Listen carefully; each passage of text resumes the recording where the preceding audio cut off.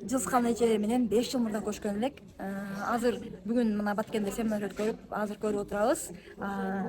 Жылскан эже келип калыптыр. Сонун результаттар бар экен. Жылскан эже кандай результат бар? Азыр бөлүшүп кетиңизчи. Мен көп оорулардан жакшы болдум дейм сезишем депчи. Сен Аллах жолуп турганда мен Аллахтан ыраазымын. Биринчи грыжам эңкейип калганда жайында жатып калганмын. Менчи грыжадан эме анан тырнагым мындай бөлүнүп түшүп калчу эле да. Тырнактан кеттим өтө көп ооруларда жакшы болдум да.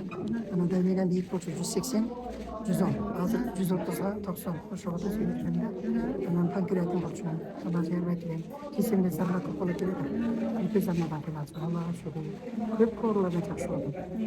Эме ички органдарым баары эле запор болчу да. Запор көп кыйнап.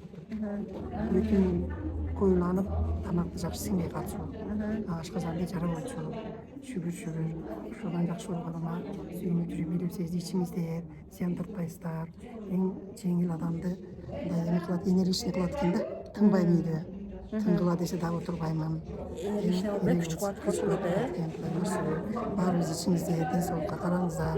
Ден соолук керек экен. Рахмат Жылскан эже, чоң рахмат сөйлөшкөнүңүзгө. Чоң рахмат. Ошондуктан баарыңыздарга сунуштайбыз. Ичиңиздер, ден соолукта болуңуздар.